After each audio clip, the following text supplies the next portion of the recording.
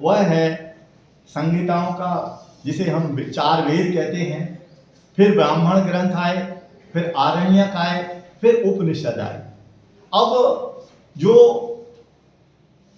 4 वेद थे उनमें सबसे पहले ऋग्वेद था, उसे ही प्राचीन माना जाता है।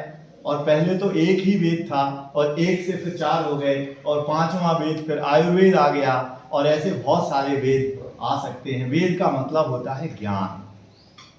और ऋग्वेद में जो चर्चा है वो चर्चा विलक्षण चर्चा है। वो चर्चा शांति पाठ की चर्चा नहीं है।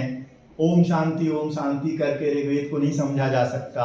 ऋग्वेद को समझना है तो आपको अपने जीवन मूल्यों को समझना होगा। और आपका जीवन, भौतिक जीवन 5 तत्वों पर आधारित है। उन 5 तत्वों को प्रतिष्ठा देने के लिए उनका स्तुति गान किया गया।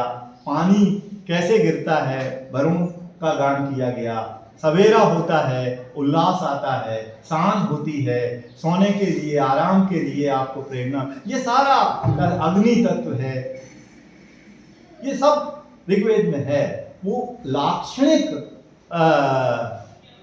उपदेश है वहां, जो शब्दों में लिखा हुआ है। अगर हम उसे समझेंगे तो शायद ऋग्वेद को समझना संभव नहीं हो पाएगा।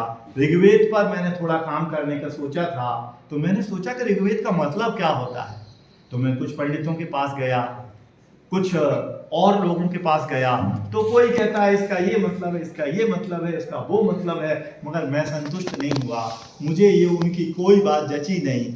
इसलिए नहीं जची क्योंकि वो सत्य नहीं थी। किंतु जब मैं सोचता रहा और एक दिन मैं कोष देख रहा था, मेरे मन में ये विचार आया, वेद का मतलब तो ज्ञान होता है, वेद का मतलब तो जानना होता है। वेद धातु से वेद शब्द बना है, तो ज्ञानम वेदा एकमेव, ज्ञान और वेद तो एक ही है। मतलब ऋग का मतलब क्या है कि ऋग्वेद नाम रखा, तो ऋग का ज्ञान कराने वाला जो उपदेश था वो संकलित हुआ ऋग्वेद में। अब ऋग का मतलब क्या है, तो मेरी सहायता की पाणिनि व्याकरण ने। व्याकरण शास्त्र बहुत समृद्ध है संस्कृत का। भारत की प्रायः सारी भाषाओं को समझाने का दायित्व अगर कोई संभाल सकता है तो पाणिनि व्याकरण संभाल सकता है। पाणिनि व्याकरण की बात की है मैंने, लघु सिद्धांत कौमुदी, मध्य सिद्धांत कौमुदी और सिद्धांत कौमुदी की बात नहीं कर रहा मैं। पाणिनि व्याकरण है अष्टाध्यायी। अष्टाध्यायी ऐसा व्याकरण है जो भारत की सारी भाषाओं को समझाता है। और ये इतनी विकसित भाषा है संस्कृत भाषा, जिसे हम क्लासिकल संस्कृत कहते हैं, वो इतनी विकसित हो गई है कि उसकी तुलना हम आर्टिफिशियल इंटेलिजेंस से भी कर सकते हैं। आर्टिफिशियल इंटेलिजेंस आप समझते हैं, मतलब यंत्रों की सहायता से भी यदि हम चाहें तो संस्कृत भाषा का बहुत बढ़िया फायदा उठा सकते हैं, क्योंकि वह व्याकरण की दृष्टि से बहुत व्यवस्थित है और अनंतता को लिए हुए है। तो संस्कृत व्याकरण ने मेरी हेल्प की। मेरे दिमाग में आया कि ऋग का मतलब क्या होता है, तो मैंने पढ़ा।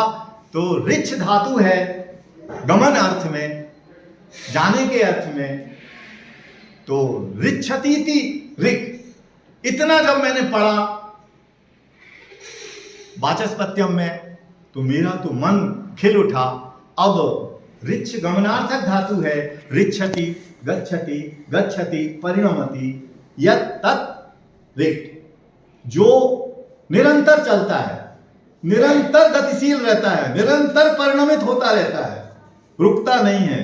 और कौन परिणमित होता है कि जो सदा है, जो शाश्वत है। तो प्रत्येक वस्तु शाश्वत है और प्रत्येक वस्तु प्रति क्षण परिणमनशील है। जैसे ही मेरे दिमाग में ये बात आई और मैंने ये तय कर लिया कि ऋग का मतलब है वह सूक्ष्म सत्ता, वह वस्तु जो अपने गुणों को लिए हुए है, जो अपना काम खुद करती है, अपनी योग्यताओं के कारण से जिसका मूल्य है, वो वस्तु ऋग है। और उसका ज्ञान कराने के लिए ऋग्वेद लिखा गया। अब ऋग्वेद में नदी की स्तुति क्यों की गई? उषा की स्तुति, वरुण की, अग्नि की, वनस्पति की स्तुति क्यों की गई? कि इनसे हमारा जीवन, मनुष्य का जीवन इनसे ही चलता है।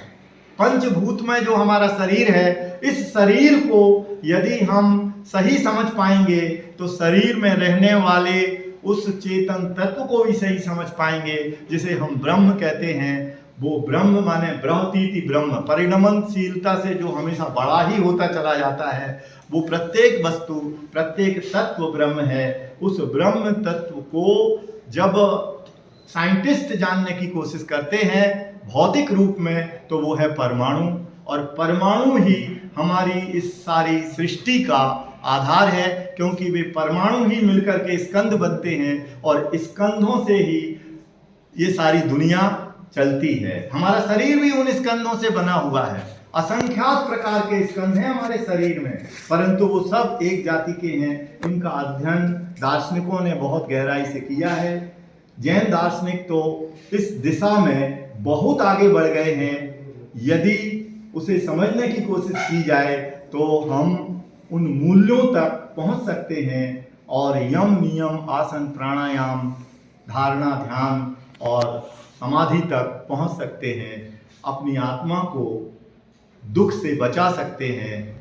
भौतिक दुख मात्र से नहीं, मानसिक दुख से भी। भौतिक दुख मिटाना सरल होता है, परंतु मानसिक दुख मिटाना बहुत कठिन होता है। दर्शन शास्त्रीय मूल्यों की चिंतना को अपने जीवन में लाना चाहिए। यदि आप वो चिंतना लेकर के आएंगे तो मैं समझता हूं कि रसायन शास्त्र पढ़ते हुए भी आप रसायन शास्त्र को समझने में अनुकूलता प्राप्त करेंगे, भौतिक शास्त्र को पढ़ते समय अनुकूलता प्राप्त करेंगे, और अपने जीवन मूल्य को अच्छी तरह से समझ सकेंगे। मैं समझता हूँ